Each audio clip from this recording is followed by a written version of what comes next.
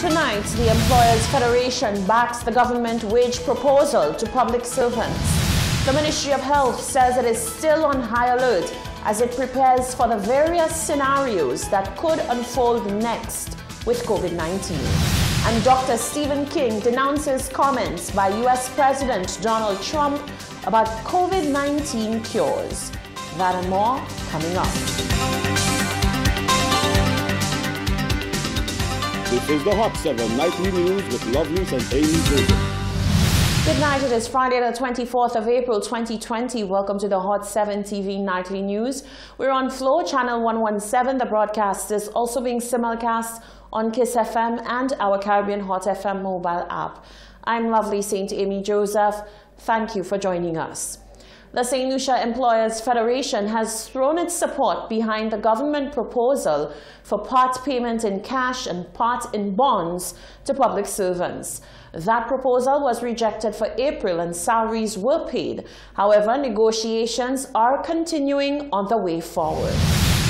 The Executive Director of the St. Lucia Employers Federation, Joseph Alexander, says he is pleased to note that at least for April, the government and unions have been able to come to some sort of amicable resolution. However, he says this does not change the fact that the country is in a financial crunch and that some sort of action has to be taken to stabilize the economy.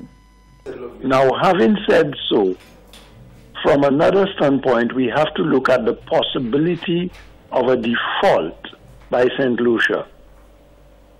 If this happens, St. Lucia would have gone to the dogs, in that no other financial institution will be willing to lend you money of any sort. It's like you have a bad loan with the bank, and no matter what other financial institution you go to, they're going to look at the record of you having a default with the bank.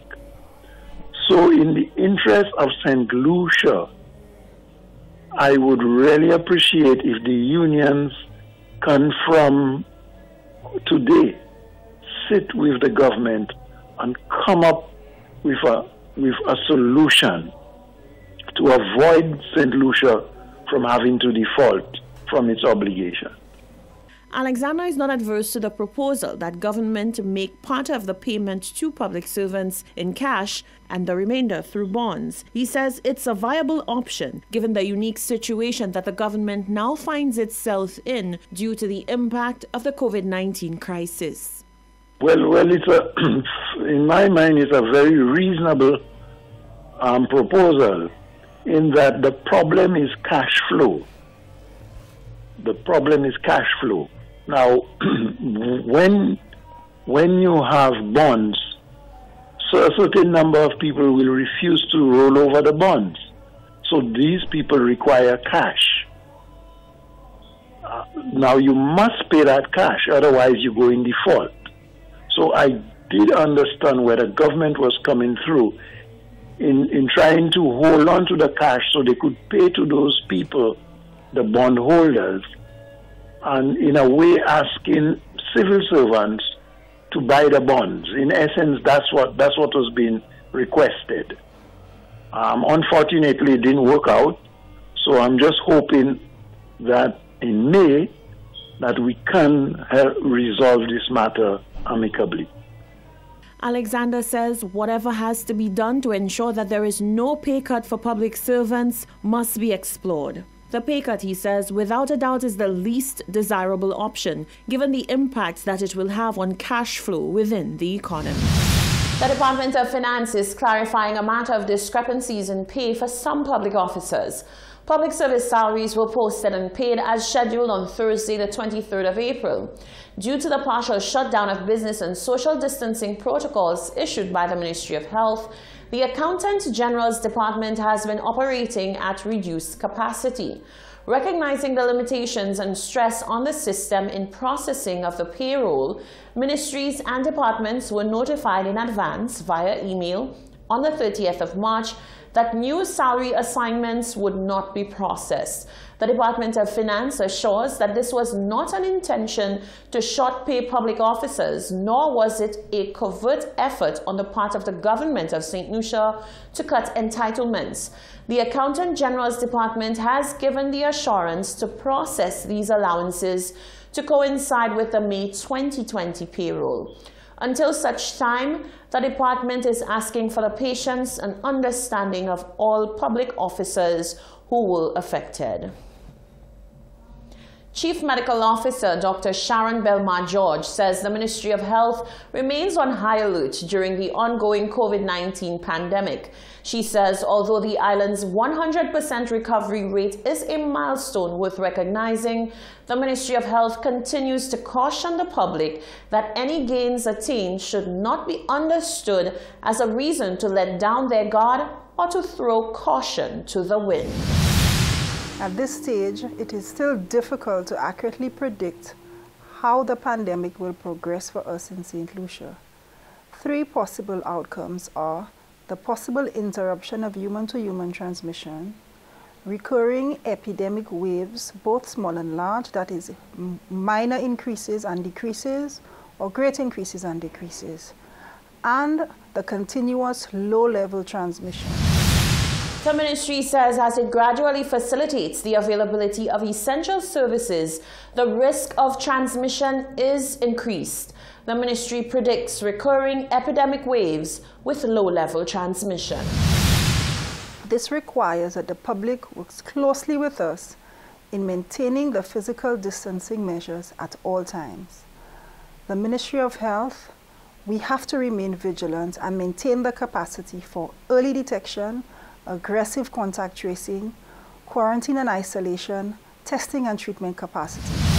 The ministry has expanded the testing protocols to cover people with respiratory symptoms in communities. They indicated that the measure will continue over the weekend. Pathologist Dr. Stephen King has denounced comments by U.S. President Donald Trump as unsubstantiated nonsense. The president has come under fire for suggesting that some sort of injectable disinfectant could be introduced into the body to cure COVID-19, or that getting light and heat inside the body could be a possible effective treatment. Genevieve Gonzague reports. Trump, during a White House Coroner Task Force briefing, suggested that a possible treatment for COVID-19 could be the use of tremendous ultraviolet or just very powerful light on or even inside the body, or the use of disinfectant somehow injected into the body to kill the virus. The president has come under fire for the remarks. Leading disinfectant companies responsible for the production of brands like Lysol and Dettol have put out strong warnings not to use its products on the human body. Pathologist Dr. Stephen King has said that the president's suggestions are nonsensical and persons should continue to listen to actual doctors and health professionals. As far as I'm concerned, it's dangerous and people should not even contemplate or bother with those kinds of suggestions. Clearly, they just thoughtless, flippant remarks, and I would put no store on them at all. And people need to just ignore that and follow good public health and clinical advice. That is, everybody knows exactly what that is, and let doctors discover the kinds of treatments that can truly work with the coronavirus, rather than experimenting with nonsensical things which will actually hurt people. Dr. Stephen King says such chemicals injected into the body may potentially be fatal and should not be done. He says the notion that heat kills the virus only holds some merit and has not been scientifically proven. He also weighed in on the argument that St. Lucia has not had a rapid spread of the virus due to hot and humid conditions. No, actually, there are some papers that point out that the climate does not really have a major impact. However, one would say that where it does have an impact is on surfaces. So in other words, if the virus is contaminating a surface that is exposed to direct sunlight and heat, yes, that will definitely shorten considerably the lifespan of the virus on that surface. But to say that it will it limits the spread, that is not scientifically proven. The UV light and heat will destroy the virus, but that is on surfaces, not so much in droplets that are still moist and spread straight into your respiratory tract or onto your mucous membranes, because the heat will not have time to impact on droplets that are from coughing, sneezing, or speaking. Dr. King says the appearance is that there are relatively better numbers with regard to the spread of COVID-19 in St. Lucia and the Caribbean, maybe because preventative measures as well as the measures by the World Health Organization and PAHO were heeded to early o'clock and not because the countries are warmer than the United States. Reporting for Hot 7 News, I am Genevieve Gonzague. National epidemiologist Dr. Michel François and the director of Ezra Long Labs, Dr. Wayne Felicien, have stepped up to address the many burning questions with regard to the island's testing capabilities for COVID-19. Many calls have been made for there to be mass testing of the population to acquire a more realistic picture of the spread of COVID-19 in St. Lucia. The likes of community activist Aaron Alexander and Castries South MP Dr. Ernest Hilaire have called for more testing to be done. On Friday, 24th April 2020, National Epidemiologist Dr. Michel François explained while the country is looking to increase testing, it isn't exactly ideal for a small island like St. Lucia to conduct mass testing, as there is a high demand for testing supplies all over the world, as well as financial implications to conduct mass amounts of testing. As it stands, it is not practical nor possible to test the entire country for COVID-19. There isn't a country worldwide that has been able to do so. In fact, one of the countries with the highest testing rate per capita is Iceland, and they have only been able to test a mere 10% of their cases. There are both financial as well as financial implications, as well as availability of testing materials, which influence our ability to do so. We are currently in times where the demand for these resources are very high, and therefore the possibility of us receiving resources as we would like is challenged.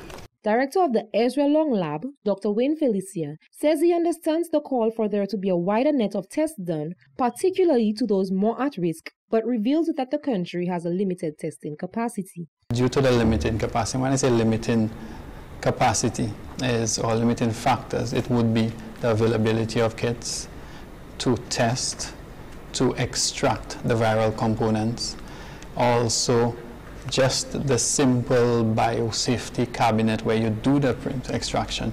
You can't have 2 or 3 persons extracting at the same time because you only have one. Also the ability to collect samples as well.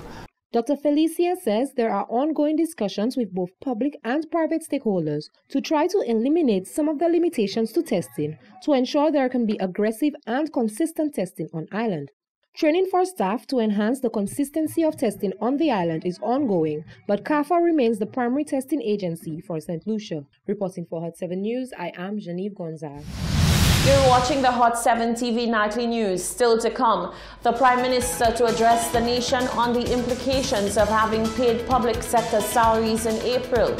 Independent Senator Adrian Auger makes the case for the NIC to establish an unemployment fund.